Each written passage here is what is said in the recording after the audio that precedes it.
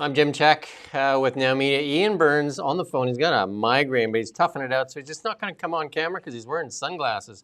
He's like the men in black there, but he is with us. Let's talk about a trooper. We're sorry we're a couple hours late, but he fought through that migraine. And here we wanted to do it today because there's so much going on with China and Mark Carney and Melanie Jolie and all that. So we're going to get right into it. And we'll give you some of the headlines right now.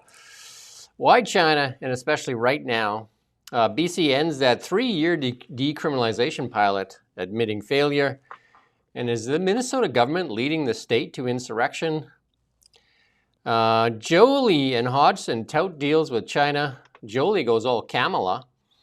Ford freaks out. Anand touts China and new foreign policy. Who is China aligned with? QP sides with dictator over freedom. So many bells going off and so little being asked. Conflicts everywhere, and where's the scrutiny? China, Iran, Russia, and now Canada? A decade later, Canada stagnant, India soars, Mexico soars, dishonest media. The Quebec premier resigns as separatists soar in the polls. Social cohesion, they don't even hide it anymore. Canadians giving up on housing. Calgary cop says no charges in self-defense. Gary is a clown. Canada looks at X. Well, there's a lot here. Auto sector, what a pivotal moment. Tesla launches lithium refinery. USA markets on fire. And Greenland, the focal point as Euros send troops. And Mertz says Russia is a European state and speaks of future. Like, is the world upside down today? I'm just not sure what's going on, but it's Orwellian. It's like the enemy of mine yesterday is now my friend. Iain, you there? Like the Cold War, isn't it? Yeah. Strange times. I am here. I'm like sleepy Joe Biden. I'm sat here with my Ray-Bans on in a dark room in my basement. Hiding in the basement. That's what we should all be doing. One of the questions we have as we go through this today is we're wondering if we should start at 10. We were asking a couple of things and saying if it was a better time for most people. We do 9 a.m. every weekday morning, so we're just wondering if we should start at 10 a.m. Just, I mean, if you could tell us in the comments what you think.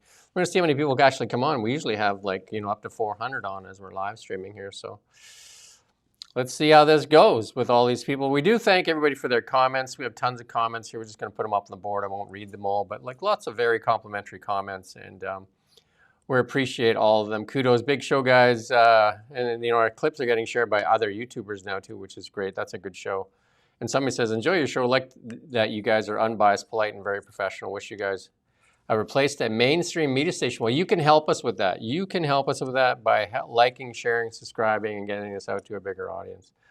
That's how you can help us get it out there, because most people are now watching stuff online. The television stuff, the numbers are cratering for everywhere. Nobody really watches television anymore, so they're watching social media, YouTube, X, all that kind of stuff, right? But we've got a little clip here to play. This is Mark Carney, and it's an official welcome. They played some music as he addressed the troops there in the room. No, we won't do that one. With this other one here. I'm not sure when this was updated, but then we're going to have a few problems here, I guess. You got the other one? Mark Carney declared Beijing that China and Canada are entering a new era of relationship. The Prime Minister met with the Communist Party of China officials on Wednesday, said the two countries provide great benefit to each other, including energy and agriculture. And he said there's been a turnaround in China-Canada relationships, paving the way up for upward growth. Carney's set to meet Xi Jinping tomorrow. And have you got that other clip? No? This clip, yeah, I have it. Let's play this clip here. Mentioned, mine is the first visit of a Canadian Prime Minister to China in nearly a decade.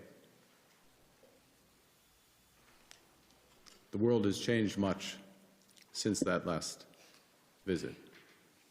And I believe the progress that we have made in the partnership sets us up well for the new world order. It's a partnership with new focus and greater depth and a sense of purpose. That's good. And I look forward to...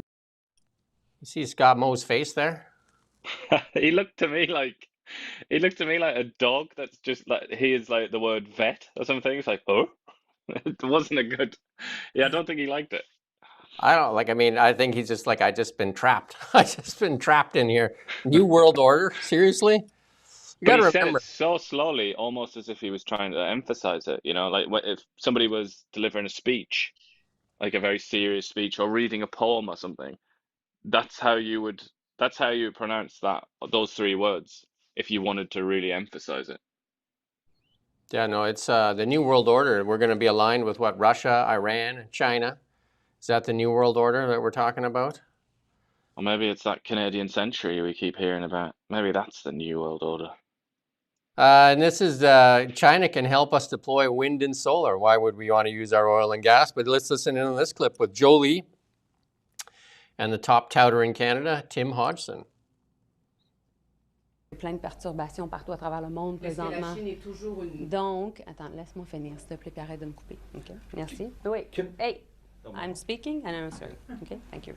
I think that's the wrong clip, but that's good. That's good on that. That's just the clip there was the. Dans le monde. She went all, yeah, she went all camel. I'm speaking. Just an extraordinarily rude woman, I'm sorry to say, and just treats the press appallingly. Treats the press like garbage. And she said, if you watch that whole press conference, she patronized them right at the beginning where she said, all right, chill out, everybody. She's done this many times, where she's like, calm down, like you'll all get a chance to ask a question. And sure enough, as is the case every time, that didn't happen. Yeah. And there were people left at the end because her little media person came in, just said, all right, no more, like, questions over now. It's like, but Jolie promised me, you know? And that's why that guy, obviously, is trying to ask a question. But once again, it's from Melanie Jolie in particular, but I mean, this political party in particular. They forget what they are, and they need to be reminded of it. They are servants. They should be told that regularly. They're there to serve. That doesn't look to me very much like a servant. Let's see if we can play this, the clip that we thought we were going to play here. We're going to have some bumps today for sure. Any chance? 60% TMX est déjà... Is that the same one? Yeah, it's just a different time zone though. They get 7:30 that one, right? Sorry for the bumpy road. And Iain is here. He's on the phone only because he has a horrible migraine, but he's toughing it out here. You ready? Let's go. What opportunity do you think China offers when it comes to the export of oil and gas? So I disagree with that framing. I think this was a framing around Canada and China sharing a view on how to get to net zero. This was a framing around how we work together in, yes, conventional energy, but also in clean energy.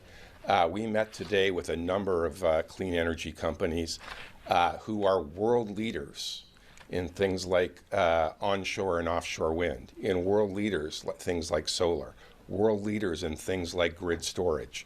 We had comprehensive discussions around how they would like to bring that technology to Canada, help us deploy that so we can deliver affordable green power to power the transition to net zero. Yes, we also talked about conventional energy. We talked about it in the context of they really like that we produce the lowest carbon intensity LNG in the world. They are an investor in our first LNG project.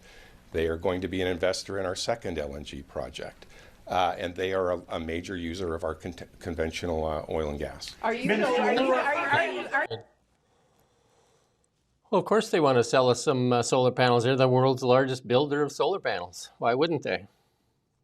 And I'm sure they would, you know, being a cynic perhaps here, but I'm sure they would like to think that we could weaken our industrial capacity and we could use unreliable forms of energy because it's like no economy on earth is powered by that, you know, including their own. But their base load is still coal, of course. Yeah, that's almost laughable that China's interested in getting to net zero when? 3030, not 2030, that's for sure. But it's also just, from the Chinese perspective, like, let's get real. Why would they want to get to net zero? China's seen the most remarkable transformation from poverty, like desperate poverty, starvation, famine. Like just it was one of the worst places to be alive in just like 50 years ago. And they've transitioned from that to a sort of prosperous middle income country, just about. They're doing pretty well. And they've done that because of fossil fuels. So why would they? And why would any other country in the world that's now poor and wants to be rich, why would they have any interest in this kind of thing? Yeah, and I mean that what he said there, that China and Canada share a goal of getting to net zero. I don't think so. I mean, they may say it. I mean, how many times has China said it? That they just said it at the COP. What was it? COP 20? What was it? COP 26? COP. I mean, who COP even cares at this point? I think it was 30, wasn't it? COP Like, 30. who cares? What difference does it make They what number they give to it? They basically stood up there and says, we're not interested in meeting any of your climate goals. Yep, indeed. Well, they had an extra there was something added to that where they said rich countries can do that. We're not a rich country yet. They class themselves as a poor country still, even though that's maybe a little bit of a dubious thing to claim. But did you hear there as well that Hodgson said, oh yeah, we've heard a lot of interest from them about our low carbon oil. Really? You're telling me the Chinese Communist Party is going to be like, nah, I don't want that oil for half the price. I want this Canadian oil because it's got low carbon, and that's what we're all about, the Chinese Communist Party. We just play fair. That's how we do things in Beijing. And how are they going to get our oil to the West Coast into a tanker? Magic? Well, maybe they have so much influence on Canadian society. Maybe they can get into Canadian society and subvert all of our usual democratic processes and actually get a pipeline built if it's in their interest. Maybe they could do it. If anyone can do it, it will be the United Front, whatever they call it, the Chinese Communist Party, United Workers Front.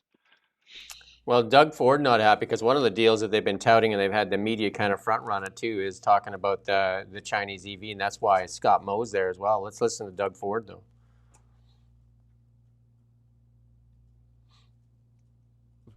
The Chinese government wanting to dump cheap Chinese parts and cheap vehicles here, it cost the Canadian and American jobs. So I'm absolutely 100% dead against this. Jim Farley came out on a Bloomberg article and says that Canada and Mexico are important to the whole ecosystem of the automakers here. So they're going to have a tough choice to make, right? Because here, if the EVs come, we said this a long time ago, if they open it up, and that'll be the end of the auto market here in Canada, the manufacturing anyway, and then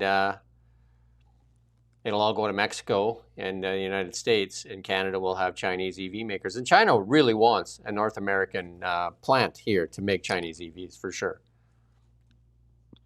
Yeah, and there are all kinds of punishments that might follow on from that from the United States. I mean, we've heard chit chat about how they might even ban Chinese EVs. Let's say that we allowed them into Canada, that they might ban people at the border. Just say you're not coming in. Like that's just. I mean, there are so many ways. The Americans have got our cojones in a vice, as they say. There are so many ways that they can punish us. They can change our lives in this country overnight. With one signature, with one executive order. And if they don't like this and we do it anyway, they're gonna kill us for it, aren't they? Not to mention all the jobs lost in Ontario. You go back to that. Mark Carney said it's a new world order, though. It's just in 9 months we've went from the biggest security threat, which we're going to hear him next. Let's play that actually. From 9 months we've gone to the biggest partner ever from the biggest security threat. Let's listen to this. Mr. Carney? Mr. Carney? Well, we're in a security section. I think we didn't have a chance to talk about anything internationally. I think the biggest security threat to Canada is China.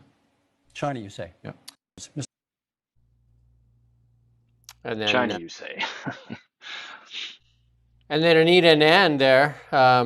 We didn't play that. We didn't finish the clip. But a foreign minister, Anita Anand, yesterday announced Canada has a new foreign policy that encourages Canadians to get to know the People's Republic of China. And she went on to say, this is a new government with a new prime minister and a new foreign policy and a new geopolitical environment. You got to put the new in quotes for sure, because like it seems like it's the same old, 9 months, nothing done.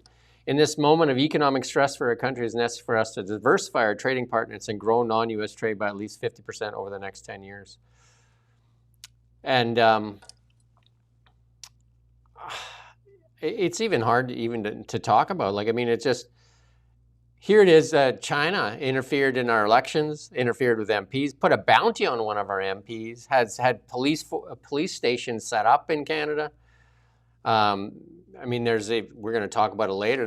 They actually were flying weapons into Iran the last couple of days. I mean, don't forget, there's an uprising in Iran right now where they're shooting thousands of people in the streets. And that's where China buys most of its oil. Maybe it's looking for another partner now that Venezuela got taken off the table for them, and possibly Iran right now. But their influence usually comes, they usually work with dictators. They said that there's no holds barred on their relationship with Russia. And this is the country we want to cozy up with. Yeah, well, it's just indefensible, frankly, isn't it? There's nothing that you can say. It's just there's no way to on an honest intellectual level, there is no way to excuse this and to pretend that it's something else. I mean, that's why we keep hearing about this people to people ties, which is a stupid phrase that these gullible, impressionable people have learned. People like Anita Anand and Mark Carney, and they just keep repeating it over and over and over and over and over again. What does that even mean? People to people ties. What a stupid, meaningless thing to say. But they keep saying that because they've just got nothing else. The emperor has no clothes. So that's a desperate attempt to put on some Y fronts, basically, isn't it? And just say, oh, the people to people tie. It's like, no, you're doing a deal with, some would say, some highly knowledgeable people would say it's the most evil and destructive regime on the planet. And some people, such as Mark Carney, would also say the biggest threat that Canada faces. And you're going to do a deal with them because, as well as being all those things, they're also rich, or relatively rich at least as a country, and they can buy stuff off us. And that's basically what it boils down to. It's like, this is just they get on Donald Trump's back because he got rid of Maduro and then started talking about oil right away. And they say, oh, it's all about oil, and it's like moral free foreign policy and things like that. Like, what is this?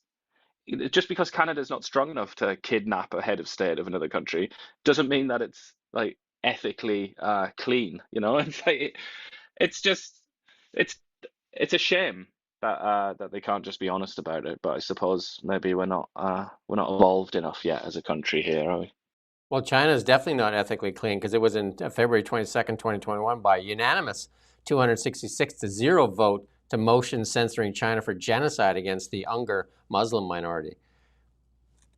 And in how many human rights violations? Yeah. How many human rights violations all over the place in the world where they've set up factories? I mean, it's going on in Latin America right now, the Chinese.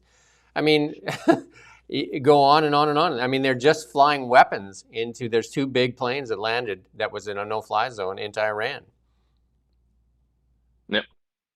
But I mean, the Uyghurs as well, they're a Turkic people in the far west of China that they're really, like China, the People's Republic of China, it's basically the Qing Empire. That's what preceded it. And they conquered that territory. And it was an empire, just like the British Empire, just like the French Empire, the Roman Empire. It was just an empire. And then the communists took over, and they pretend to be like a normal sort of nation state. They even pretend to be like anti-imperialism. But they have these sort of leftovers from the Qing Empire, including the Uyghurs. And yeah, they persecute them to an extraordinary degree, and they persecute Islam specifically. They prevent them from being Muslims. They won't leave them alone. They send them off to indoctrination camps where they kind of cleanse them of their Islam. That's how they phrase it, which is a little bit strange considering Mark Carney told us recently that Muslim values were Canadian values. But I guess just like Iran and just like Pakistan, 2 countries that are slaves to China, they just don't care about Islam really when it comes to it. When there are material considerations on the table, like doing business with China, suddenly caring about Islam or religious freedom is gone. Some critics on the internet are saying that Mark Carney seems to be kiboshing the American deal on purpose, like he seems to be doing that, so that more can get done with China. And let's not forget that Brookfield has tons of dealings with China, including that Mark Carney, while he was the chairman, took over a $250 million loan from the actual Bank of China. Not from a Chinese bank, but from the actual government bank. He took that because the properties in there, they had to refinance the properties there in Shanghai. They've got like billions of dollars of real estate investment there, and real estate investment in China not going that well. They also have investments in CATL, which is the battery plant they're talking about. They have investments in tons of Brookfield, heavily invested in China. And Mark Carney, while he was chair of Brookfield, met with President Xi just in 2024. About a year ago. Yep, but it's not just Brookfield. It's almost all these big boys are deep in China, aren't they? And maybe somewhat awkward to bring it up, given how much we like the chap. But Elon Musk as well. He is absolutely he's in to his elbows in China, and hence he never says anything about China. He spends all his time attacking Britain and France and countries like that. Says nothing about this country that's regularly accused of genocide and all sorts of other things, because it's just, it's too important, isn't it? That's the truth. It's too important. It's too powerful. And I just wish more people would be honest, and they would just say, look, man, like, what do you want to do? What do you want me to do? Like, China is just, it's there. It's like Mars or the moon. It's just there. We've got to deal with it. We've got to deal with reality. And then this is from CUPE Ontario, condemns the U.S. aggression against Venezuela. CUPE always seems to come out with these weird things. In the Freedom Trucker Rally, I think it was CUPE, or the government union there, that was actually marching around the Capitol there with the hammer and sickle flag. Just like, and CBC looked the other way at that time. They probably had to hide their own hammer and sickles.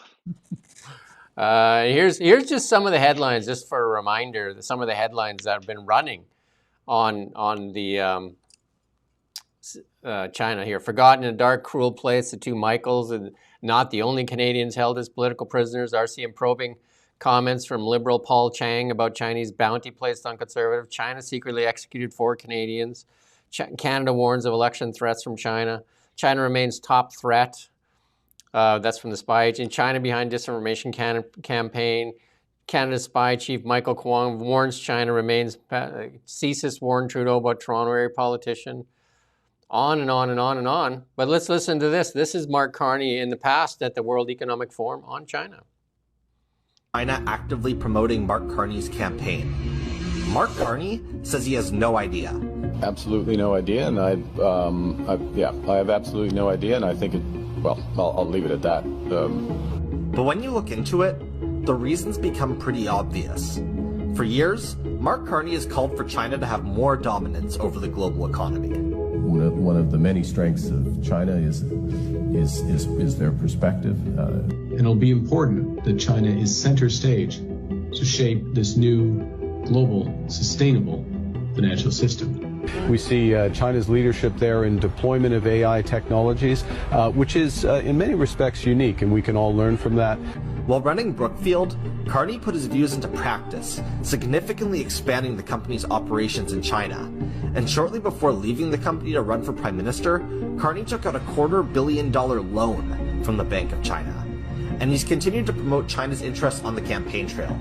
He's promoted the industrial carbon tax, which will help destroy industrial jobs in Canada and ship them to China.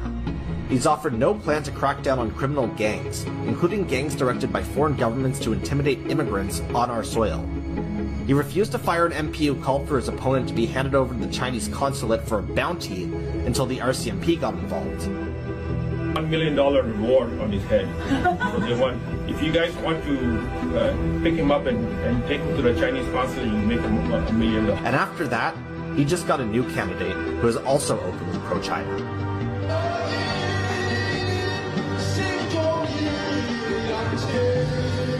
And now, in the midst of China promoting his campaign, Carney refuses to condemn their action. Who cares?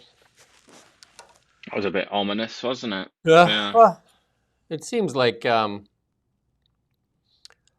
mean, those are questions. I mean, the conflicts of interest are everywhere. And that's what we talked about a while ago, is that he needs to divest of the Brookfield shares. Otherwise, it's just, Brookfield is tied into too many things. There's just too much conflict of interest there.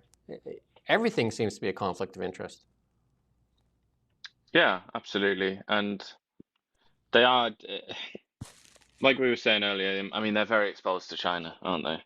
And it's just such a shame when you hear them praise China. It was the same with Justin Trudeau.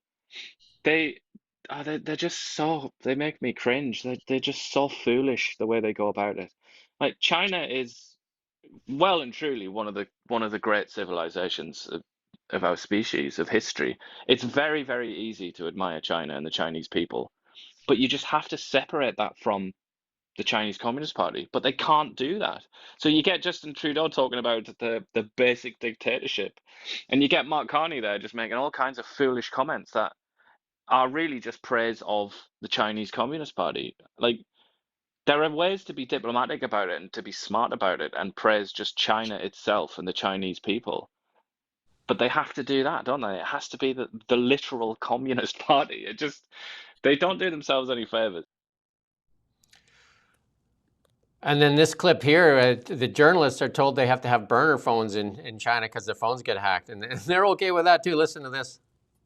A general question about investing in China. There's a ton of experts we've spoken to in the business community in Canada who are gun shy about investing in China. Joint ventures aren't such. It's China win. It's not win-win. We're using burner phones for the first time when we covered this because China spies on journalists and businessmen. China intercepts communications. Is China really the right kind of partner for Canadian industry? Listen, we've been clear-eyed. We're eyes wide open. We know this. But there's been investments by Canadian companies for years here. Tomorrow I'm meeting with Magna. Magna, one of the biggest auto parts companies in the world. They have 30,000 people working here. We're meeting with Manulife. We're meeting with BMO. These companies have been in China for years. Now, obviously, we're having these conversations with the Chinese government. Ask a general question. It's all right, mate. Like, I know you're worried, and I know a lot of Canadians are worried. Like, how do you deal with the Chinese beast? How do you get in there, get something good, and not get eaten? Something that no country has yet been able to do since the days of Deng Xiaoping. Nobody's succeeded. Nobody's done it. Literally nobody. Japanese, Americans, Europeans, everybody has had their head bitten off in one way or another. But don't worry, because we've got Melanie Jolie, and she's wide-eyed. She's clear-eyed on this. She knows how to navigate the tough streets of Beijing. Don't worry about it. Yeah, that's my same thought. I'm just like, okay, as long as we have Jolie there, that'll do it. I can almost, likely. I mean, this saddens me. This genuinely makes me sad. But I can almost guarantee for certain that they've cloned her entire phone. They've hacked her email. They will know everything about that woman inside, what there is to know. Because I cannot imagine that she is shrewd enough and smart enough to avoid that situation. And it's, it's a tragedy. These people, again, we talk about wolves and sheep. We've sent off a flock of sheep to go to the capital of wolf kind. And it's, when you think about it that way, you think of clueless people like Melanie Jolie walking around Beijing. I mean, God help us. God help us, because nobody else will. Well, they've been shown to interfere in our elections, and it always seems to favor the Liberal Party. And yet, Mark Carney says, I don't know.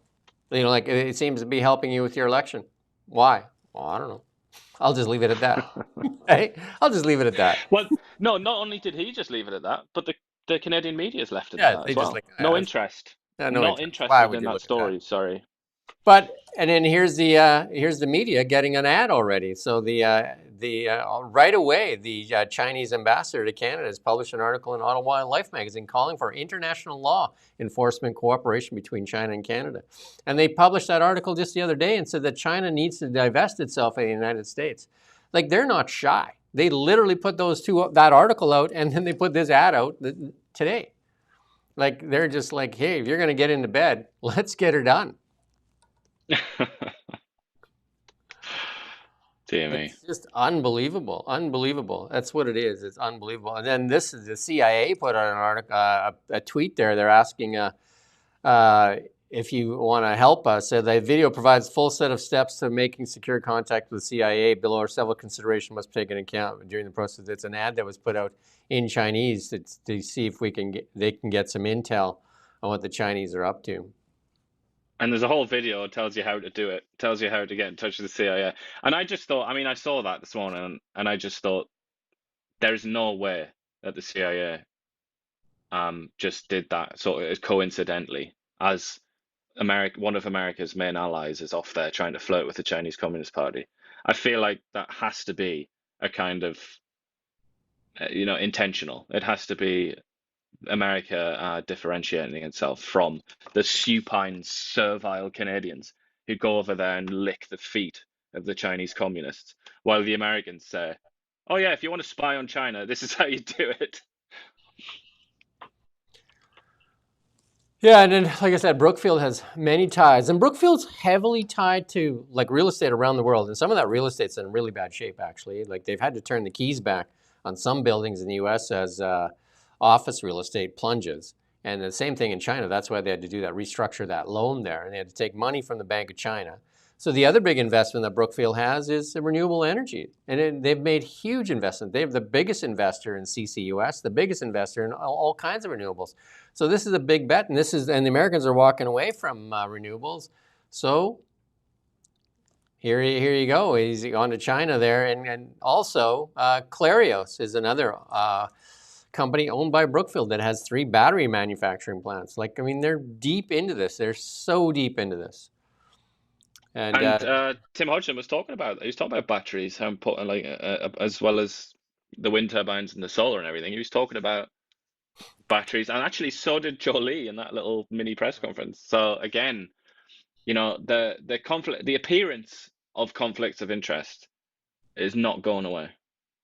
And then we just talked about the other day when Chrystia Freeland left. I think it was $52 billion invested in green tech here in Canada and battery plants and that all went south. Just $52 billion though. But now she's off as the economic advisor for Ukraine because of her financial prowess. But the great economists of our time. And this is from James Thorne, an economist here. Carney and Canada need to wake up to the reality of the Trump doctrine, where a world where competitiveness matters, the private sector is smothered and ignoring the most critical trading partner in the U.S. And it seems like economic self-sabotage. That's what I said, self-sabotage. Is Carney turning into Trudeau? Too many boondoggles, not enough action. Yeah, it's almost like we're self-sabotaging. We've got nothing done here in 9 months, and all of a sudden, here's the savior, and here's the media portraying it as a savior. And all of a sudden, just like China, come on in, let's get some police departments going here, let's get it all going here. Seems odd. But also, heavy ties. What's happened so far in China? Memoranda of understanding, MOUs have been signed. What is the point of that? What does that mean? What's an MOU? Like, it's the usual inaction dressed up as action. It's indecisiveness dressed up as decisiveness, and we've seen it now since April, since Mark Carney became the Prince of Canada. We've seen it. Lots and lots of pointless documents signed, but nothing really happening. I mean, the last big thing that really happened was the removal of the carbon tax, or the suspension of it, which was, that was at the very beginning of his time as Prime Minister. What else has happened that's had a real material effect on our lives here in this country? CBC got $150 million to sell us more of their. We're going to see some of the stuff the CBC is going to do here. Social cohesion, and it's unbelievable. You're going to see that in a bit here. But this is the former senior advisor Trudeau saying a successful CUSMA review is far more important than any deal we can do with China. And I mean, that's obvious. Again, as Iain used to say, not that screen yet. Just consult a globe. Just take a look at a globe. Who do we share a border with? Who does China would like to park stuff right on top of that border? I mean, this is not going to go well with the United States. This is not going to go well.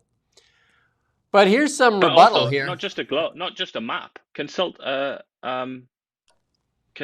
chart, a basic economics chart, have a look at who we do business with, and look at how important America is. You know, we could get more from Wyoming than we could from the whole of China, probably, if we really focused our efforts on Wyoming or Rhode Island or something like that. We could probably do more business with them than China. That's what it actually looks like when you really look at the numbers. China is a very, very distant number two.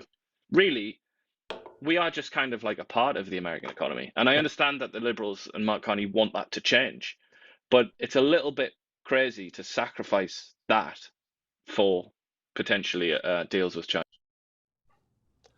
And it would be easier to swallow if Mark Carney didn't have all the conflicts. If he sold all his shares in Brookfield, it'd be easier to swallow all these deals. But when it looks like you could make a strong argument that Mark Carney benefits from all these deals, that Mark Carney benefits from kiboshing a deal with the United States, that Mark Carney benefits from making a deal with China where Brookfield has so many investments, where Mark Carney has so many investments in Brookfield. I mean, Brookfield has so many investments in CCUS and green technology, which is getting thrown away. We're going to see some of that later. Even in Germany, they're tossing that stuff away. But it would be a lot easier to swallow if he just divested of his shares. And the media is not even asking that question. And here's some rebuttal, of course, from what's going on in China from the Americans here. This is an interview here. Welcome back. China is now threatening to retaliate against President Trump and the U.S. after the president announced a 25% tariff on any country doing business with Iran. China has been the top buyer of Iranian oil for years, buying at least 90% of Iran's oil exports, roughly worth $2 billion a month. Beijing claims its annual trade surplus hit a record $1.2 trillion last year. Despite ongoing U.S. tariffs, China's exports were up more than 5%. Imports were flat for the year, according to the CCP. Joining me now is Gatestone Institute Senior Fellow Gordon Chang. Gordon, great to see you. Your thoughts on the president's tariff on countries doing business with Iran? Obviously, China is front and center there, and now it claims it's going to retaliate. What President Trump is doing with the 25% tariff is absolutely necessary. We have an Iranian regime that is killing protesters. We don't know how many, but it's now in the thousands, probably 10, 12,000. So something had to be done. And clearly the Chinese were violating sanctions by buying Iranian oil in great quantities, 80% last year, 90% the year before. So this is important. It's a demonstration of political will. And it's a test that President Trump is going to have to actually pass, because a lot of people are saying that he is going to flop on this.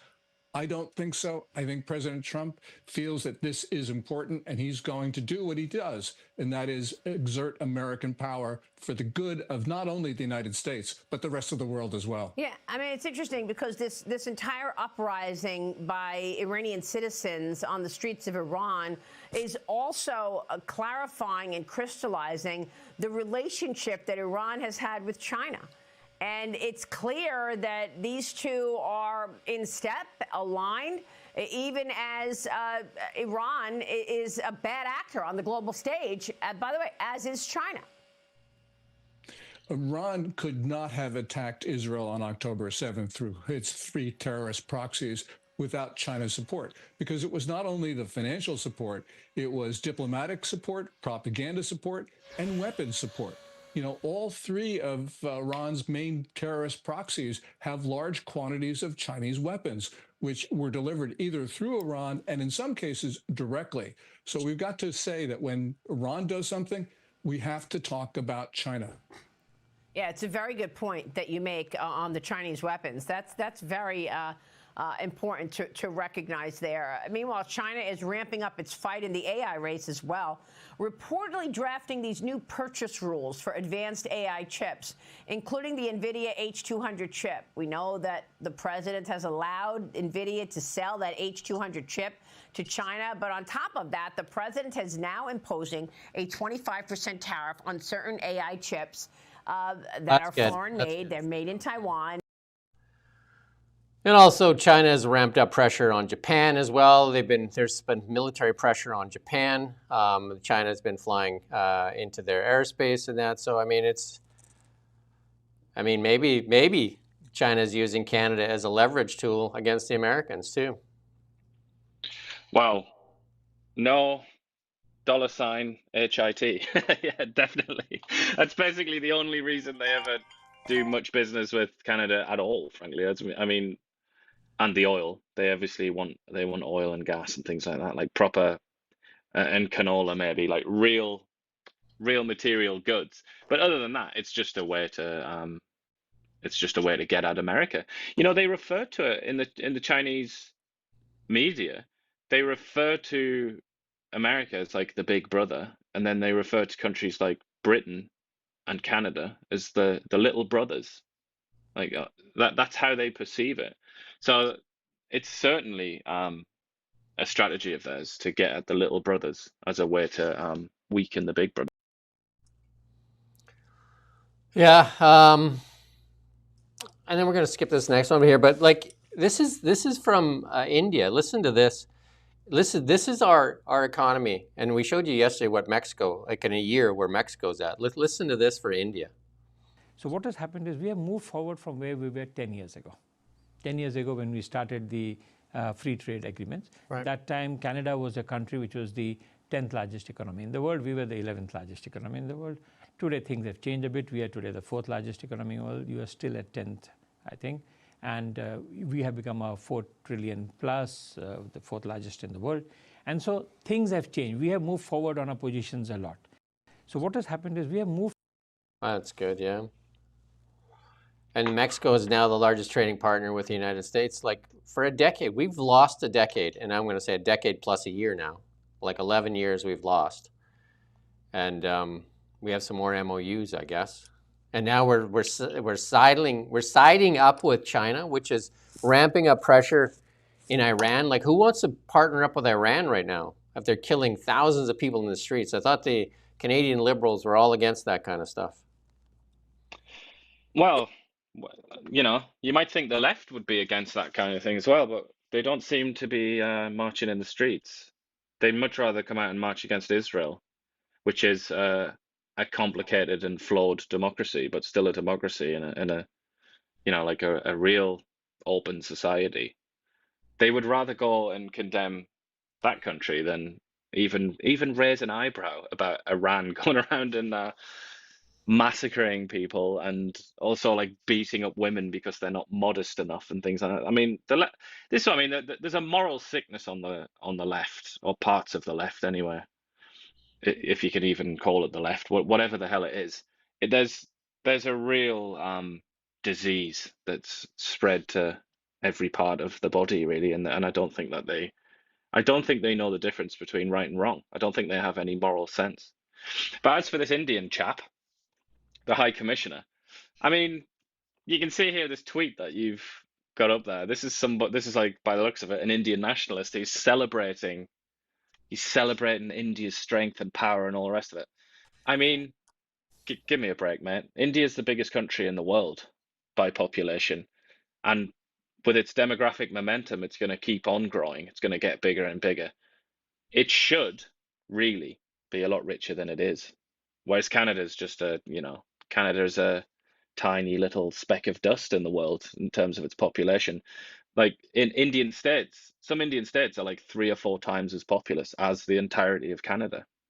So, I mean, very strange flex, but it's certainly accurate to point out that Canada has stagnated while India has grown. But I mean, you would really expect that because India is a very poor country. Not too many honest media out there in the Canadian media landscape, but here's an outlet that put this headline out there properly. Advocacy group says no to pipelines after Carney visits BC coast.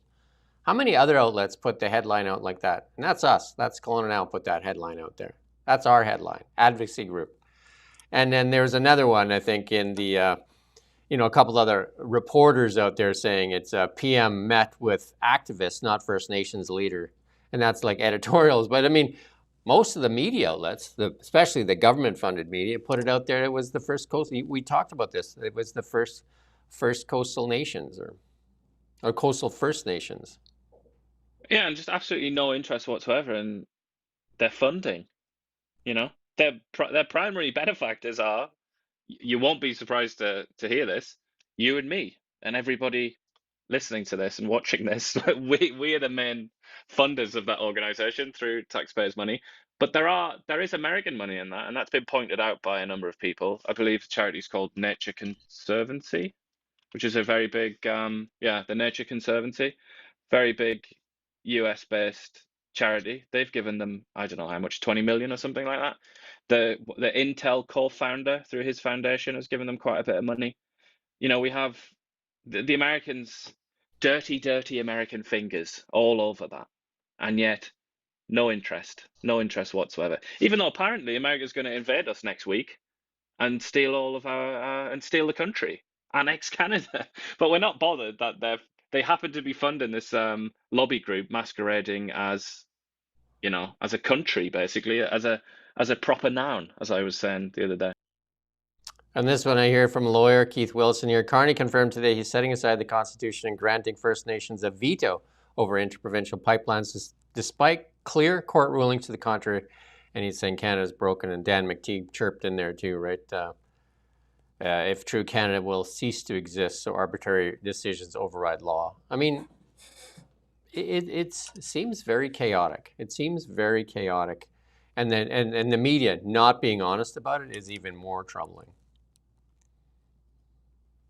And I think that's the most troubling, as usual, though, and I guess that's kind of like our shtick, if anything, isn't it? That we are very critical of the media, because politicians, you know, politicians gonna politician. They're gonna lie, they're gonna deceive, they're gonna manipulate and do all kinds of very, very bad things, because that's kind of what politicians do.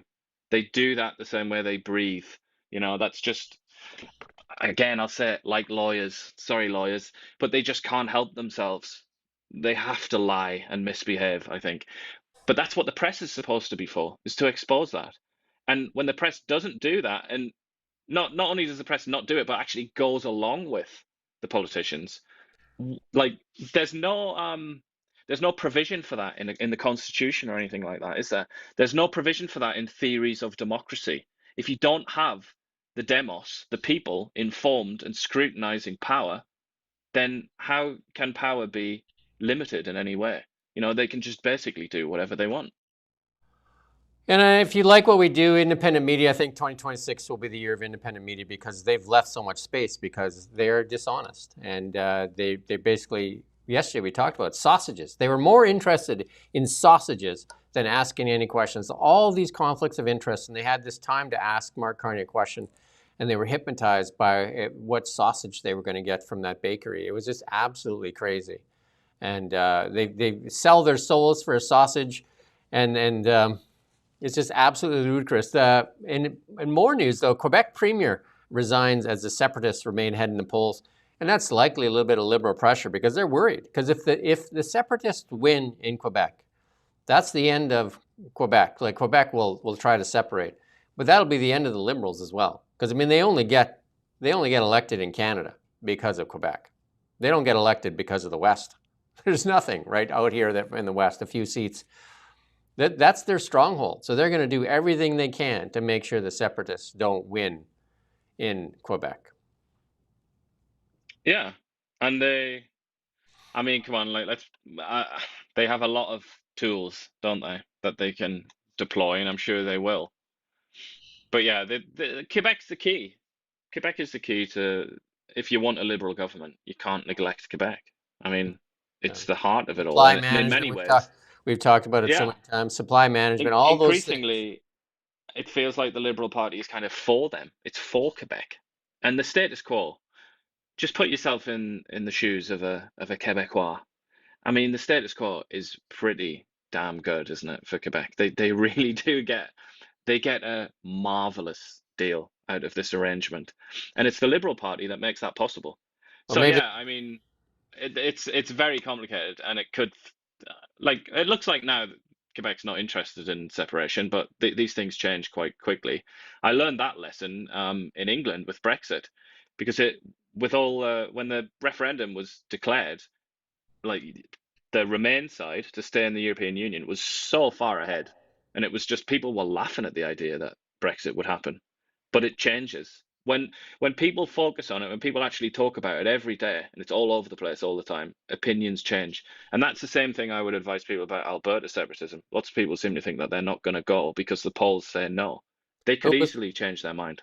Who was the globalist pushing for no Brexit in the UK at the time, outside of his scope of his job as well? Who was doing that? Yeah, indeed, Mark Carney. Not only that, he threatened the end of the world for the British, that the British economy was going to collapse. And yet, since Brexit, the British economy has grown more than the European Union. I mean, he was completely wrong about that, and it was disgraceful scaremongering. But I'll just add one more thing about François Legault here. He tweeted this out here, this bonjour tout le monde, and all the rest, all in French, and there is no English tweet, despite the fact that about eight or more, give or take a percentage point, of Quebecers speak English as their first language. About 8% of people. I mean, and it used to be a lot more. And there are lots of people who rely on English in Quebec and didn't even chuck it out there in English, just as a little insight into Quebec politics. Yeah, if you like what we do, independent media, please like, share, subscribe, help us get the word out there, because I mean, there's a lot going on. There's an absolute lot going on. Maybe the Quebecers won't like it when the Chinese police stations open up in their neighborhoods, or maybe they'll get a special deal. This one here from your friend Mark Miller, who refuses to answer or do an interview with you. They put something out there, and this is Holly Doan from Blacklocks. She worked for CTV in China for 3 years, of all places, and says words like social cohesion used often by the People's Republic of China. Reporters understood these words to mean state control and zero tolerance for any challenges. That's us, I guess. Blacklock searchable database details how often social cohesion is referenced in the Canadian government memos in the past 5 years, and it just kind of goes through that. But Mark Miller, it says, you know what? Whose job is social cohesion? You ready for it? CBC. CBC's job is social cohesion. So no longer is it a media organization. They're just, they don't even care what you think. That's because he looks after it, right? Heritage Minister Mark Miller's department in a briefing note said it's worried that some Canadians appear disengaged from government messaging. How can you say that with a straight face? Some Canadians appear disengaged with government messaging. Federal managers are relying on the CBC to promote social cohesion. And that puts the onus, just to kind of drill down on this, that puts the onus on the citizen there, doesn't it, for being disengaged, rather than the reality, which is that CBC has disengaged from them. The signs of renewed cohesion and civic pride have been emerging in the face of the United States' administration posture and attitude towards Canadian sovereignty. However, while this pride has grown significantly over the past year, certain segments of the population remain disengaged. Well, you just got to put them into those mind camps, I guess, right? And make them watch CBC for 24 hours straight until they start speaking the language. Is that what you do? A Clockwork Orange style. People-to-people ties. Catalyze the economy. Just make them stare. And it says, he says, go on to say, the CBC stands at a critical crossroads. Our sovereignty is being challenged and our cultural integrity is under increasing pressure from foreign digital platforms that are reshaping the media landscape and how Canadians consume content. Despite these challenges, CBC remains a pillar on which we can build our future, a vital institution. A vital institution for the Liberal Party, yeah. Because it's surely not a vital institution for most Canadians. Well, of course not. That's what I was going to say. A pillar of our cultural identity, cornerstone of something. I mean, maybe if somebody watched it, it could be those things. But, I mean, no, obviously not.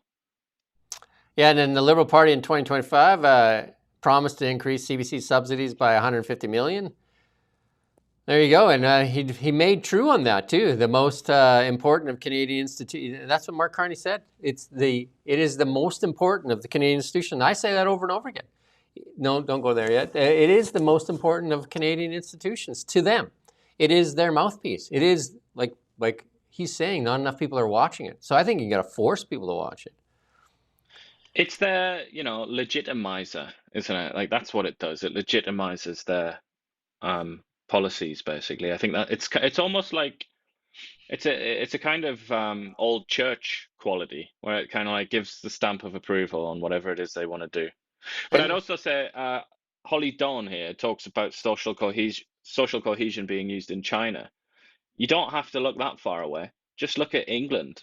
The term social cohesion has been used like very frequently from the government and media and whatnot in England as that country fragments and collapses into lots of different communities, not necessarily friendly with one another. That term is used all the time. And I'm pretty sure that if not that term, but a similar, like an equivalent to that, was used in the time of the British Empire in places like India, when they were trying to get all the sort of hodgepodge of people to get on with each other and not kill each other. So that kind of, that's a very sort of dark thing to highlight, a very dark thing to point to, but I guess that's Canada now then, isn't it? That we need to talk about how we can stop the population of various factions within the population for wanting to kill each other and instead cohere. And it gets even better. We will not only increase CBC funding by $150 million, we will make this funding statutory, meaning Parliament as a whole will need to approve any future changing to its funding, not just the Cabinet, said Carney. By strengthening our public broadcast, we are protecting our identity and our culture and helping it shine around the world. He should add the aspect and enshrining the Liberal Party as the only party, a one-party nation. That's what it should say. That's what the end should say. And we got to ask the question when Mark Carney was in West Kelowna. We were only on one question, no follow-up. And the question we asked was, will you kill Bill C-18, the Online News Act, which is killing media outlets across Canada? And the answer was, and he said it, you're not going to like the answer. We're going to give more money to CBC. Which just coincidentally happens to be the media organization that is most in favor of the Liberal Party. Gee, what a coincidence. And then the rest of the media in Canada just happened to forget to be the media and to be curious about that and hold them to account for that. So here we are. How many hundreds of feet deep into the sewer are we now because of these mistakes that keep being made by people that should know better? Careful, the people that are writing on here, I never voted to fund the CBC, defund the CBC. You might get put on the list where you're going to have to watch the CBC for endless hours until you toe the line. I'm making a joke there, but maybe it's not too far off. Rachel Thomas, an MP, put this out. The Liberals claim CBC is an independent public broadcaster, not a government messenger. Even one of the government papers put out there, it says that the CBC is basically becoming an arm of the government. Basically becoming? Yet the Liberals rely on CBC to promote their approved themes and drive social cohesion. Conservatives will defund the CBC.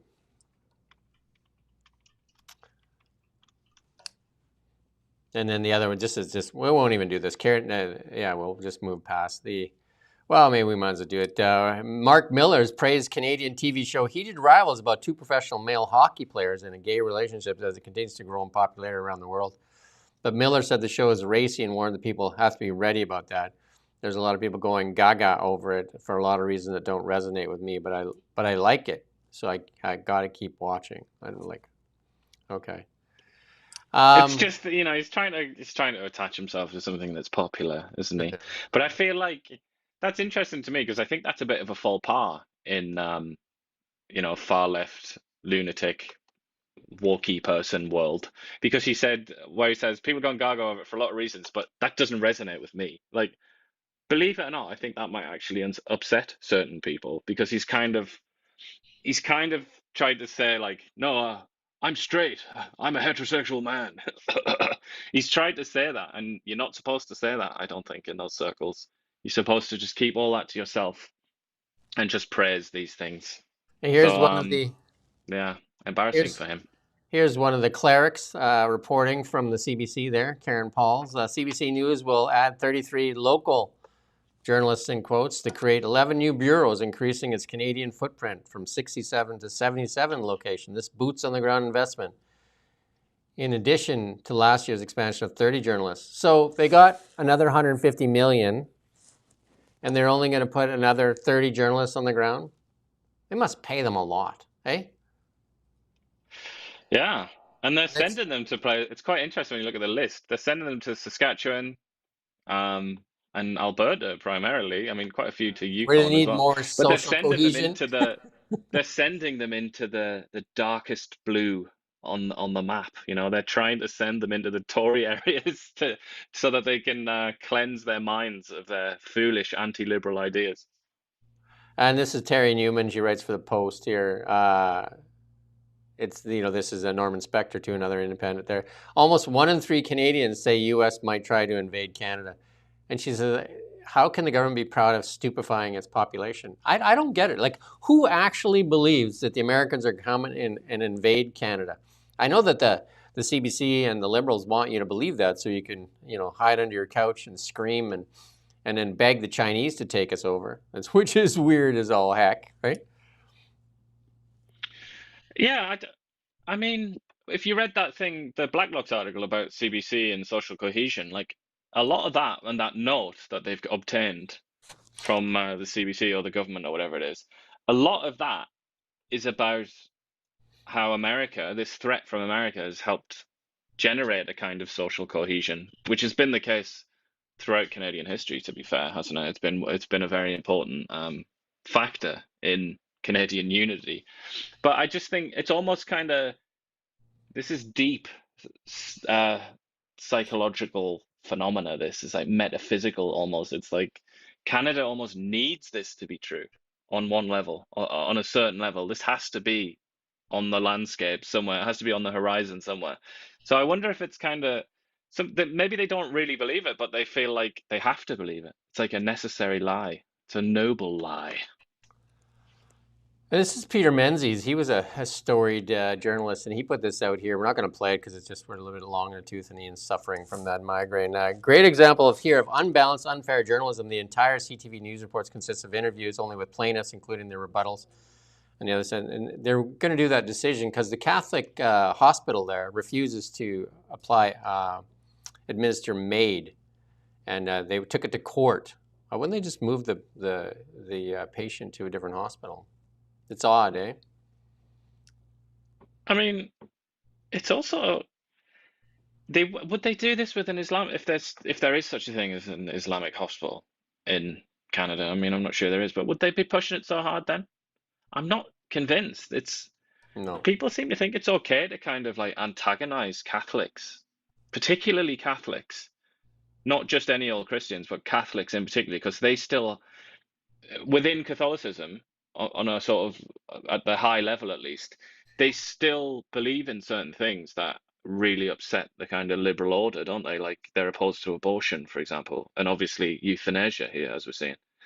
There's Catholicism really seems to wind them up, and it's a little bit ironic that Mark Carney's a Catholic, says it's very serious. It's a very serious part of his life.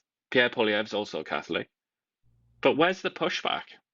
It really, I don't know. I don't know if it's just me, but it does seem to me Catholicism is kind of prodded a little too often in this country, and it doesn't get a fair deal. Another example would be with a lot of the residential schools. It's these like 95-year-old Catholic priests that are wheeled out and condemned and despised and repudiated. Well, I mean, just to remember, Bell laid off 700 employees in November of the 2025, just recently. They laid off 700 more employees and blamed the government, said not enough funding. So they want more sausage rolls. They want more sausage rolls. So you want to keep these people working and doing these stories? More sausage, please. Have you seen how expensive sausage rolls are these days, Matt? Yeah, they need more. More sausage rolls. Need more money. Anything for a sausage. And we're not going to play this clip too because we're a little long in the tooth. 2 Tory MPs claim their approach. Well, let's play a little bit because it's just unbelievable how the CBC defends that. How dare you make those accusations? Let's play this here, just a little bit of it. You don't have it? Okay, we don't have it. It's the wrong link, but that's okay. But it's David Cochrane, like doubting that anybody went after the MPs. Although it's 3 MPs now, including one NDP that says they were solicited by the Liberals. But David Cochrane doesn't believe so. We love David Cochrane, don't we? He seems to have been he's been getting a lot better from a Liberal Party perspective. He's doing some He's doing. beautiful things for the He Liberals must lately. have. He likely has a plate of sausage rolls right under his desk there, where he can just grab. Maybe that's his new contract. For every good bit of coverage of the Liberals, according to his new contract, he gets a handful of sausage rolls. Him and Perhaps that's Rosemary it. Barton, they just have unlimited sausage rolls there, and they just like grab another one. Mark I think Carney. Rosemary Barton has had a monopoly on sausage rolls, hasn't she, in recent years? I wasn't going to Now go it's there. David's I turn. wasn't going to go there, but hey. Purely metaphorically, Jim, here. I would never go there. But Right. Cochrane maybe is jealous, and it's, he thinks it's time for me to get in on that. I hear, and here's one from Holly on Blacklocks. There's a lot going on today. That's why, even Iain with the migraine is toughed it out so that we can give you a taste of sanity here in Canada. And if you like what we do, share, subscribe, please, and get it out there. Share it with some friends. Get it out there. Give us a bigger audience. We're banging on the door of 1 million. We want to make 1 million in this month here in January. We want to make 1 million views this month. A big increase from when we started this. Iain and I started this. We were like 53 people watching it. That would get views in that. And people said, you're wasting your time. Shut up. Get off this. And of course, the Liberals hated us too. Lightning Rod, I don't think he's here today. He must be already asleep or something. Anyway, fraud, tips by the hundreds. The Canadian Revenue Agency yesterday disclosed that its own employees filed hundreds of complaints about in-house fraud and integrity lapses, including suspected wrongdoing by managers. The disclosure followed out. You just got to laugh. The disclosure followed allegations filed in federal court inside dealing with none other than corporate lobbyists. Internal fraud and integrity lapses pose a serious threat to the organization's objectives and reputation and to the morale, productivity, and the well-being of employees.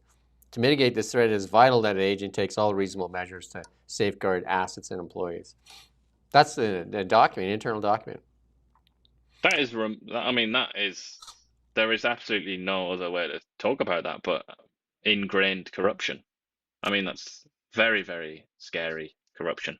In a 5-year period ending in 2024, it documented 213 tips from employees regarding wrongdoing. This represents the best information currently available. Imagine that's what shows up. That's the people complaining. So if you did, that's the tip of the iceberg. Imagine if you scraped underneath there what you would find, right? However, the agent does not warrant or represent that this data is complete. There you go. That's frightening. And here's this. The way does this? We talk about corruption as if it's a foreign phenomenon, but it's here. It's very much here, you must be vigilant. Listen to this. None of the allegations were independently investigated by an integrity commissioner, and a federal judge in 2025 rejected demands for an independent investigation. There you go. Just put a lid on it, put it in a box, push it over there. There you go. All good. Who cares? Hey, who cares? Who cares? Dan Albas, the MP, one of the MPs for Kelowna, Conservative Party, his column this week, which we publish at Kelowna Now, he talks about CRA and how they've been writing off a lot of corporate debt. Dan Albas is one of the more interesting MPs, I would say, out there. So worth reading that if you want to read more. And then here's our friend Gregor Robertson, the former Vancouver mayor and now the housing minister. Canadians give up on housing. They're despondent over housing shortages, and with a majority predicting federal planning will do little good. They still haven't even passed that GST promise they made, but the CBC got their money right away. And Robertson has cautioned cabinet will need at least a decade to meet its affordability targets. Why not? You always got to push that out so it's like forever, right? Remember they said they were going to do an additional 250,000 homes during the election. Every year they're going to do that to meet those targets. And then the PBO's office put it up there. In 5 years, they're actually going to build 26,000 homes. And that's at a cost of $4 billion. Again, do the math on that. Divide 4 million divided by 26,000. I'll build. But they're also trying to disown that now. They're also trying to disown the idea that it was ever going to be solved by them, like the federal government. Yeah. And they're just saying, oh, these are like seed houses, and we just want the private sector to come around and build all the houses. Really, we're just going to show them. They always walk it back. You right? weren't talking like that during the election. No, they always walk it back, and we can play the clips for them. But like I said, they'll just say, oh, this problem is way too big for us to solve. And there's another lobby group claims that there's a hotel shortage. Canada faces hotel shortage, and that's the lobbyists tell the Commons Industry Committee of the Hotel Association of Canada predicts the country will be short tens of thousands of rooms by the end of the decade without immediate tax breaks. Why not? Kill the Airbnbs in Canada. Now just make sure that there's more tax breaks and hotel associations. That's a power. You think supply management's a powerful lobby group? These guys are great. The BC NDP actually used a report funded by the BC Hotel Association to kill Airbnbs here in BC. And I asked the Premier himself, I interviewed him, and I asked Brenda Bailey if that was a conflict of interest to use a report funded by the BC Hotel Association. And they said no. Marvelous. Well, that's got to be He true. was They adamant. said Actually, no. he was quite angry, wasn't he? That was Yeah. the most energized that he was in the whole interview. I didn't like that question. By 2030, Canada is expected to face a shortfall of nearly 20,000 hotel rooms. It could cost the economy an estimated $5 billion. Canada's hotel supply challenges are closely tied to structural investment barriers. Well, who's investing in BC right now? You don't even know if you own the land. Why would you? There's a deal, actually, that we're doing in BC right now. And they walked away because they said, no, they couldn't even get financing for it. No thanks. Okay. This one here, sad story, but a different outcome that you would expect. So sad story, this is, we're going to play this clip here from the Calgary police and listen in on this. This is important to listen to. After a thorough investigation, police believe that the man had lured the woman to the residence under a false pretense of a property showing. While in the residence, the man attacked the woman without provocation. An altercation ensued, which resulted in the death of the man. The woman was able to escape the residence and get the attention of neighbors who called 911. The man and the woman were not in a domestic relationship. The autopsy was conducted today, which identified the man as 48-year-old Shabazz Ahmed. As investigators have determined that the woman was acting in self-defense, Ahmed's death has been deemed not a non-culpable homicide, and no charges will be laid in the incidents. An incident of this nature is extremely rare and deeply unsettling for the victim, her family, and all Calgarians. The victim's actions undoubtedly saved her life, and our thoughts are with her as she continues to recover. To protect the privacy of the victim, no further details will be released. I can say that in my experience in the homicide unit, this is easily the most clear-cut case of self-defense that I have ever been involved in. Now imagine if that same thing happened in Ottawa right now, how the media would frame it and how the police would frame it. Or Vancouver. Yeah, yeah. Because in Calgary, it's almost like the castle law, right? Do you know what I mean? But in Ottawa, you wouldn't be allowed to use the name. You wouldn't be allowed to say that the person that attacked her, his name. And you surely wouldn't, she'd probably likely be facing charges. Yeah, and certainly wouldn't come out and say the things that he just said there and consider her the victim and all the rest of it. It just, because the whole moral calculus is different, isn't it, when it's in those places. Let's call them sort of liberal places or progressive places. That's why it's true. That's why the CBC is going there, to make sure that people see better, have better light. But they're going there as missionaries, aren't they? They're going there as missionaries, the same way that they went to, Germany and England back in the Dark Ages to try and convert the pagans. The clerics of social cohesion. Brian Lilly put this out here. This is in Lethbridge. Lethbridge police rearrested and charged an accused sex offender for breaching the conditions of his release order approximately half an hour after his release from custody. He literally was in custody for sexual assault. They let him out and he went and found another victim. Well, people in Kelowna know this better than almost anyone else in Canada. Any of the places in Canada with that tragic story which ended in murder, alleged murder. But I mean, this has to be looked at as putting citizens in danger, really, doesn't it? It's the only possible way to look at this. Almost knowingly putting Canadian citizens in danger. Where are the consequences? Where are the firings? Where are the punishments? Where are the changes, necessary changes? I mean, nowhere. And I think I put a LinkedIn post, and I think I worded it very nicely. I said, "May the gates of hell open wide and welcome him home." Yeah. Well, I don't think it's wrong to say that a person like that in almost any other time in history would have just been done away with, frankly. And then I had the clip, and again, we had a little bit of technical stuff, but Gary Anand Anand Dasangari. Look at that. I got That's it. it, Matt. I got it. Look at that. This is social cohesion in action. We're seeing it happen right now. His clownish behavior has made me figure out how to pronounce his name. Says the gun buyback program will absolutely solve gun violence on the streets. Absolutely solve gun violence on the streets. Because it's a Gary, come on, man. Resign, Gary. Yeah, Gary, Matt, we've got the recording where you say that this is useless garbage, just politicking to win votes in Quebec. And he also agreed with the person he was talking to when that person talked about the illegal guns and how they come from the US and are used by criminals. Obviously, that's the source of gun violence, isn't it? Not like, I mean, this is that this is believed by anybody. Sort of goes to show just how ridiculous certain things are that people believe, or what people can be made to believe, no matter how ridiculous it is. Like, we're gonna do this thing just for legal guns and legal gun holders, and that'll bring gun violence down, even though most gun violence is committed by people with illegal guns, people that shouldn't have guns, and that aren't, in some cases, like literally are nowhere to be found on the records or anything like that. They have their serial numbers filed off and all the rest of it.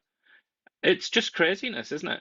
And there are people that like smugly sit there and like laugh at religious people, for example. It's like, how could you believe that Muhammad heard the word of God? It's like, you idiot. Like, you, although they wouldn't say Muhammad, would they? It'd have to be Jesus because they wouldn't want to upset anyone. But those same people that say that will then in the next sentence sometimes say things like this. Like, this is just one of the most extraordinarily stupid things that anybody's ever believed in the history of the species. And we're living here. We've got the popcorn now. We're here to see it. Well, you're talking about popcorn, just so everybody knows, get your popcorn. You can make it up now, make some butter, put it, get it ready, because Davos is coming up. We're going to hear some speeches that are going to be worth listening to. Mark Carney's going to do a speech there at Davos, and he's going to talk about the New World Order and how he's sidled up with China. And Trump is going to go in there and like a bull in a china shop. So it'll be interesting to see how that works out. That'll be a great news day, actually. But yeah. Is Trudeau the same day as well? No, he's actually not at the big venue. He's like in what you call the fringe. He's a day after or something in a fringe venue, but he's headlining the fringe venue because he's not center stage guy anymore. He's he's a side guy. he's a sideshow. He really was a sideshow the whole time. but you can actually go there, and I think we got we sponsored here in Kelowna. We got Stephen Harper and Jean Chrétien to speak at our 2019 Level Up. You got to interview them, and that was good. We got both of them here, and we should try to get Justin Trudeau. I mean, I could make a deal with the tomato factory here or whatever, the tomato growers, and see. We could probably fundraise. Well, his nickname in China is Little Potato, so maybe he would accept potatoes being hurled at him. Well, that would hurt. He's too soft for that. He's gonna as long as they're little potatoes. He's gonna talk about soft power. So you got to maybe like rotten tomatoes.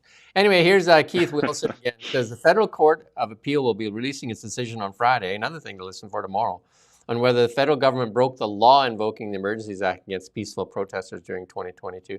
It's hilarious how, like the liberals would come out and say, like you got to stop being mean to the protesters in Iran and stuff like that. Literally, the people have a right to protest when they use horses on people here in Canada for parking violations and noise violations.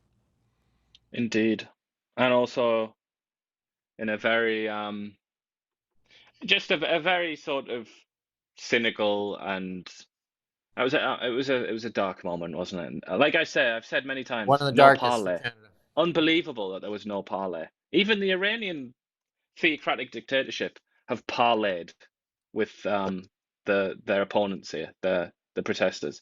But Not in Canada. No parley permitted. Just literally brute force. Violate the Constitution to get rid of them. Yeah, and the Wall Street Journal just reported 5 Iranian banks about to collapse, and that's really the thing. The currency is collapsing, and that's something to watch. I mean, our currency is against the Mexican peso. That's so surprising. Like a lot of people used to like to go to Mexico. Now they're just like, it's a 39% change, I believe. What was it yesterday from 18 to 12? I can't remember the exact number now, but huge difference. And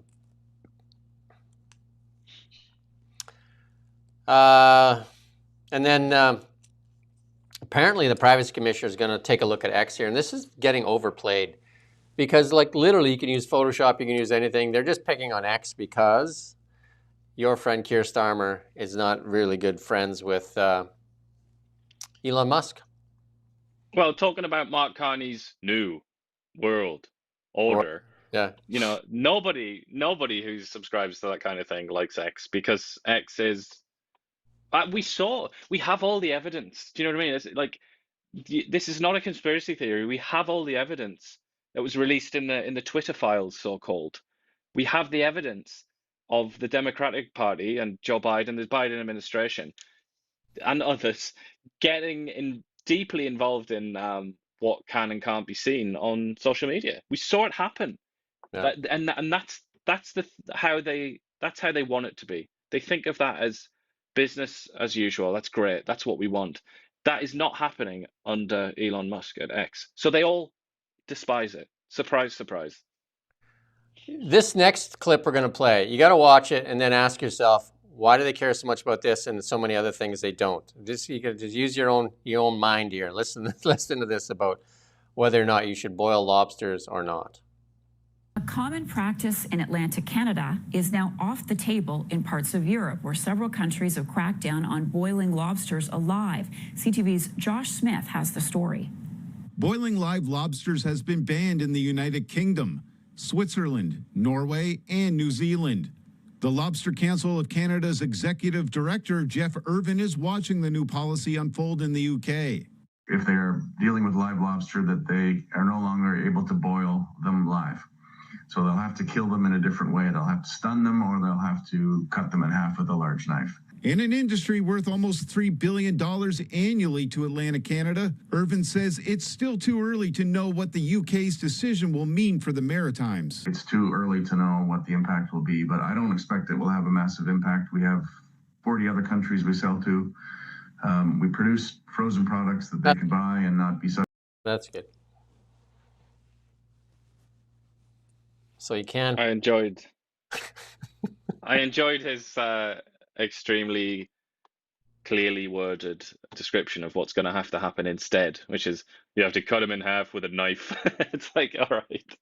So that's the humane option. Cut them in half with a knife. So it's like absolutely. And you think about all the other things like made. You know what I mean? Like you can't boil a lobster, but hey. You can force a Catholic Church to euthanize somebody. Yeah, because that's the right thing to do, mate. Come on, get with the new way of doing things. We're a little long in the tooth. I won't play it, but Stellantis is investing big time in the U.S. I won't play it. And Ford, the CEO, has said that Mexico and Canada are critical for the industry. So Jim Farley doing a little bit of work for Ford there. Elon Musk, they kicked up that lithium factory that's running now. The lithium refinery ushers in a new energy independence for North America. So they're processing their own lithium, and that's a big deal. And again, I won't go too far on it. And the last one in our tech section here is Optimus 3. There's one of these guys that does this podcast said he got to see what Optimus 3 is about. And he said, it won't be long before you'll forget that Tesla even makes cars because it'll all be about the Optimus robot. Tech it's changing the world. So I don't know, maybe we won't have to like wade through this mess here, what the Liberal government is doing here in Canada, because the world's changing fast. Absolutely fast. We got a BC segment though for you. Coming to you live from the Now Media Newsroom. Well, there you go. It only took 3 years to announce that they're going to end the decriminalization pilot that failed miserably, and that's even out of David Eby's own mouth. It was a mistake. How many people died? while they tried this pilot that they knew was a failure for a long time now, and yet they waited till the actual due date ran out. Why? It just made no sense at all. And what are the chances of an honest investigation into, the questions that you've just asked there? What are the chances that we'll ever get an honest answer to that? How many people suffered even because of this? How many people died? Like, what could have? It's like an opportunity cost as well, isn't it? What else could we have done while time was wasted on this? The only way we're going to get honest answers from the Liberals, from all the scandals, and from the NDP is by changing the government and opening the files up. Because we're not going to get it from these people. They just bury everything in a box and nobody gets to see it. So the only way we're going to get any light, and the problem is, if it goes along too long, or goes too far along, that there's so many scandals, you don't even know which box to look in. Yeah. I mean, but this is kind of what happens when the same party's in power for a long time. We're seeing that both federally and in BC, aren't we? Yeah. It's inevitable because the system isn't really designed for that, is it? You need the parties to swap so that they can expose each other's dirty laundry now and then. The best part of this is when she announces it, it's like they did a good thing. It was like Carney announcing the end of the carbon tax. Look what we did. It's like, look what you did. But the media, again, just like, oh, that's awesome. Look at this. They're ending it. Just like the carbon tax. Mark Carney, the hero for ending the carbon tax. How about the 10 years of destroying our economy? Nobody wants to talk about that, though. There you go. Is Iain muted? No? Yeah, he muted himself. No? There you go. We're going to move on to our international news. Coming to you live from the Now Media Newsroom. The economy in the United States continues to defy all the experts that said it was going to go into a tailspin. But here it is, again, another solid, as retail sales come in solidly at 3.3, and nearly every category up. We won't play that clip, though. But then this one will play like this credit card. I said, well, do this in Canada. Cut the credit card interest rates down to 10%. People would love it. And turns out they're absolutely loving it in the U.S. And this is from CNN. Let's play that from CNN here. A ton of interest, John Berman. I mean, just take a look here. Google searches for credit card rate cap up 3,200% versus a year ago, up like a rocket. And every single poll that I have looked at, it's an extremely popular policy. And therefore, I'm not sure about the policy, but it is great at this point. Great politics. Yeah, maybe the victory for him is merely talking about it, whether or not it goes. That's good. That's good. This guy on CNN is clearly my favorite guy, and he does the things, and it's usually the guy, another anchor over there that's trying to talk it down and say, well, I mean, he hasn't done it yet, so. He's got a certain style, hasn't he? Great. And then Elizabeth Warren, now, actually, she was on there. They interviewed her too, and she said, I got a phone call, and I didn't recognize the number, and it was the president. And he said, you want to do this 10% thing? And she's like, I've been fighting for this for like 10 years. Of course I want to do it. So this is not good politics. This is good for people. This is good for people, and they should do it here in Canada. I mean, the credit card companies and the banks, 28%, come on. And who gets screwed on this? It's the most vulnerable people, 28%. They give out credit cards like it's candy. And then they say they got to cover all the bad debts. Well, you can stop giving out credit cards like it's candy. They give it out like candy. And a lot of people don't understand what the minimum payment is as well. That's another. I mean, that's a different story. But a lot of people don't realize what they're doing when they do the minimum payment rather than paying off the whole debt. I mean, there are so many things, but we talk about the deviousness and the poor morals of politicians and lawyers and so on. But financial people, banks, just kind of blow them all out of the water, don't they? With some of the extraordinary behavior that they exhibit. And then is there, they talked about January 6th as an insurrection, which was, you don't want to really get into it, but this looks like a real insurrection here, what's going on in Minnesota and stuff like that. And Trump's putting out there, says corrupt politicians don't obey the law. they're going to do something about it. But listen to Tim Walz in his little speech. We'll listen to a small clip of Tim Walz. Just like, this guy's under investigation for billions of dollars in fraud now, and also could have been the vice president of the United States. Imagine that. ICE agents are going door to door, ordering people to point out where their neighbors of color live. They're pulling over people indiscriminately, including U.S. citizens, and demanding to see their papers. And at grocery stores, at bus stops, even at our schools, they're breaking windows, dragging pregnant women down the street, just plain grabbing Minnesotans and shoving them into unmarked vans, kidnapping innocent people with no warning and no due process. Let's be very, very clear. This long ago stopped being a matter of immigration. Let's go. That's good. Tim. It's a fever dream, that, isn't it? I mean, I think he's kind of hallucinating or something like that. Tim. It's just amazing to hear that language from a man in a position of authority and responsibility. The same guy that talked about an American Civil War and compared it to Gettysburg or something like that, didn't he? I mean, this fella he's a clear and present danger, isn't he? Talk about social cohesion. What is he doing for that? This is just madness. It's like he's trying to provoke people. He's trying to entice them to go out and do crazy things. Well, it's even worse. The mayor there is saying that that there's only 600 Minneapolis police, but there's 3,000 ICE agents, and then we need help to fight them. I'm just like, what? What did you just say? You're ordering a branch of the law to fight another branch of the law? It's just a little bit.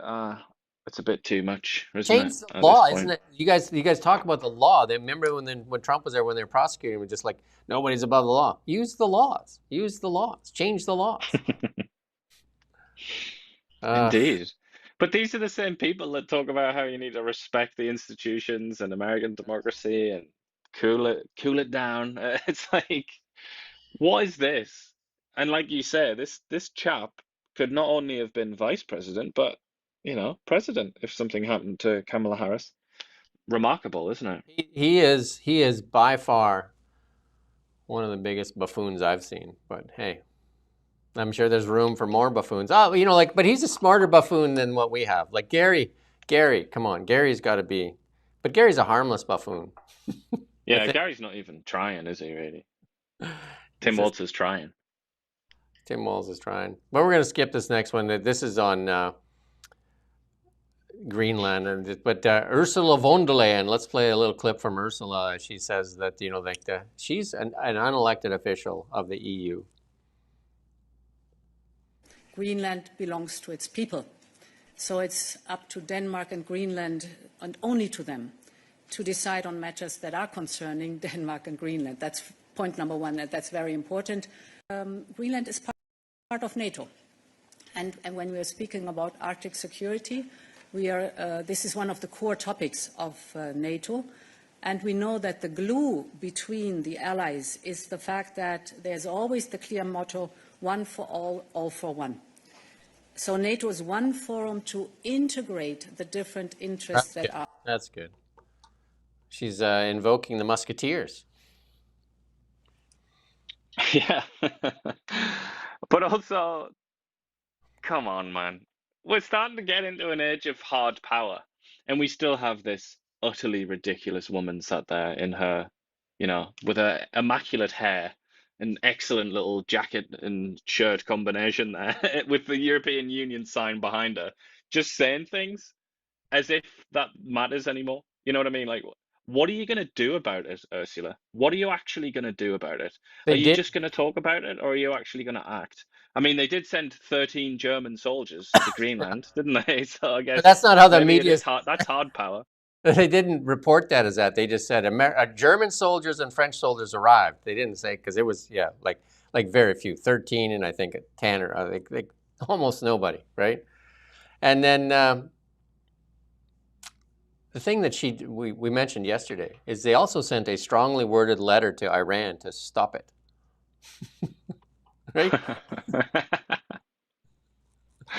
Well, they were going to consider other options, like Ursula. Take a seat, Ursula. But also, Ursula, I mean, I could I could say so much here, but this idea that it's one for all for one and one for all, that is not how the European Union works.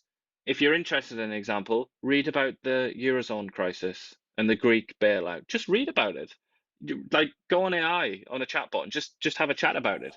And you'll see that that's completely false. Look at the way they talk about Hungary and Poland and the other sort of Visegrad countries.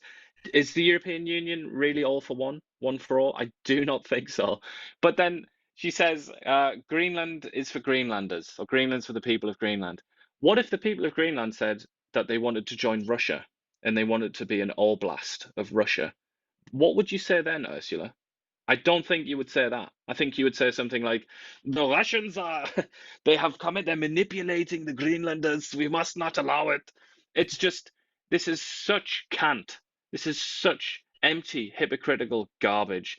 And I cannot believe that she's still saying this kind of thing in the year of our Lord 2026. It's like driving around in a steam engine or something like that. What are you doing? You must get with the times. And then this is the Danish foreign minister on Denmark, and he said they're going to work with the U.S. to find a common way forward. But I guess he didn't listen into Ursula's speech there. We won't play it because that's basically what he said there. So, and also, it just looks like so feeble, so weak. It's like one of the lesser, a mid-ranking eunuch has come out to try and complain to the emperor. Nobody's listening. And then Ursula forgets to mention, what is NATO without the Americans? Not a lot. Well, this is the thing, though. They're under the impression that because, like, it has a Wikipedia article and documents and stationery with NATO printed on it, that somehow it's more than what it really is, which is the US military extending its protection to Europe. Yeah. And here's Merz. He's saying that Russia, this one surprised me, that Russia is part of Europe and that they'll find a way to work together. And then they found out they had no energy. I guess the only place they're going to get energy is from Russia. But Merz said Germany's decision to shut down all its nuclear power. Listen to this. He said the decision to shut down nuclear plants was a huge mistake. Really? No way, right? And you know what, Friedrich? You could have literally asked me, or indeed you, or probably anyone watching this show now. You could have just sent any of us an email. Do you think that we should decommission our nuclear power plants? ? And I almost 99% certain that every single one of us would have said, no, don't do that, Germany. Don't do that. But the geniuses in the German elite thought, you know what? Let's knock down our nuclear power plants. That's the smart thing to do. And the UK, you were just living there, where you had to pick what time of the day you're going to have heat because it's so cheap there to have energy. And the extraordinarily individual, the sort of zealot in charge of net zero, in charge of energy in England, a chap called Ed Miliband, son of a communist, he has just announced that he's locked the British people into very, very expensive wind power. So that's not going to change. The British are going to continue to be put in a situation where they have to ration heat. You know, well into the 21st century, that's going to be happening in Britain. Whereas my own ancestors, decades ago, centuries ago, would probably at least have coal. You know, they would at least be able to put a fire on. Nowadays, the modern English and the English of the future, the British of the future, are not going to have that privilege because of super smart people like Ed Miliband. Well, here's a good one. This is in Germany too. So the Lexus, if you have a Lexus, you can turn it on to warm up your car in the cold because it gets cold in Germany. But the German government has told the Toyota, you got to turn that function off. Can't heat up your car. Hey, no idling allowed. Isn't that cool? You will be cold. You're not allowed to do that. So if you have an electric car, you can run it because obviously, you know. But hey, the pre-air conditioning is a free function of and it's free in Toyotas, but not in Toyotas that are in Germany. Hey? I mean, the sickness, the disease, among the Europeans. I don't know how you recover from this. It feels like it's terminal, doesn't it? This kind of thing. This is like moral rot, isn't it? This is a moral disease. And then you put this one in here. I think this is our last story too. And we do appreciate everybody that kind of hung around here today and we're late. Sorry about being late. Iain had a migraine. That's why he's not on the screen here. So we're a little bit late this morning getting going. And again, kudos to Iain for toughing it out and coming on, because we know that you need a dose of sanity, and independent media is where you're going to get it. Again, if you could like, share, subscribe, get it out there, tell us where you're watching from, and help. Our goal is to get to 30,000 by the end of the week. So if you could like, share, that'll give it to Sunday. Get to 30,000 by the end of the week, which is great, a great bonus. And we're trying to get to a million views by the end of this month here, and we're close to it. So if you could help us get it out there and get more people watching this so they can question what's going on and not be subjected to social cohesion. And the clerics from the CBC are going to help you understand why you're wrong all the time. Your common sense, your eyes don't work, your hearing doesn't work, and you don't understand what they're trying to get to. You must comply. But Eva, you put her in here. She's been banned from the UK. Yeah, is there a video? Oh, yeah, I think there's a video. Let's listen to Eva here. Let's listen to some Dutchy English. So I just got an email I didn't expect. I have officially been banned from traveling to the United Kingdom. I'm not allowed to enter the country because the UK government under Keir Starmer deems my presence in the UK, and I quote, not conducive to the public good. I don't know what that means. Since when is being conducive to the public good a requirement to enter a country? I mean, especially the United Kingdom, where, if I'm not mistaken, thousands of illegal immigrants enter through the channel every day. Every day. Nobody's asking them to be conducive to the public good, but I cannot come. And now this email came out of the blue, in the sense that I didn't apply for an ETA now. I went back in September to join the Tommy Robinson rally where I spoke, and I was planning, I should say, to do that again in May. Guess not. And now the timing is quite suspicious, isn't it? Because 3 days ago, I posted this about Keir Starmer, calling out his hypocrisy that he wants to ban X because of women's safety, whilst at the same time he's the one who's allowing these migrant gang rapes to happen. Obviously, he's just doing that because he wants to ban free speech, and that is also the reason why I am now not anymore allowed to go to the UK. But it's pretty dystopian. I mean, it's a very severe limitation of my freedom, and as it says in the email, I cannot appeal. I'm not convicted of any crime. I'm not under suspicion of any crime. Keir Starmer just decided that someone like me is not welcome in the UK. Well, I mean, she could go over in a rubber boat, and then she'd probably have a better chance getting in, no? Or she could convert to Islam and, become an Islamist and become maybe a member of Hezbollah. There are a number of Hezbollah members and Hamas members who live in London, paid for by the taxpayer. They have something called a council house, which is like a state house where you get cheap rents. I mean, yeah, and it comes as well. This is last month, so I think it's only a few weeks after the Prime Minister and the rest of his cabinet, but particularly the Prime Minister, Keir Starmer, celebrated the return, so-called, I think it's the first time he actually came to England, but the arrival of an Egyptian man who was in prison in Egypt. And Keir Starmer said, like, this is one of our priorities. Like, we're absolutely delighted. We've been trying to do this for years. Turns out this guy absolutely despises Jews, despises white people, said remarkable things about how the British people are all dogs that should be blown up in terrorist attacks and things like that.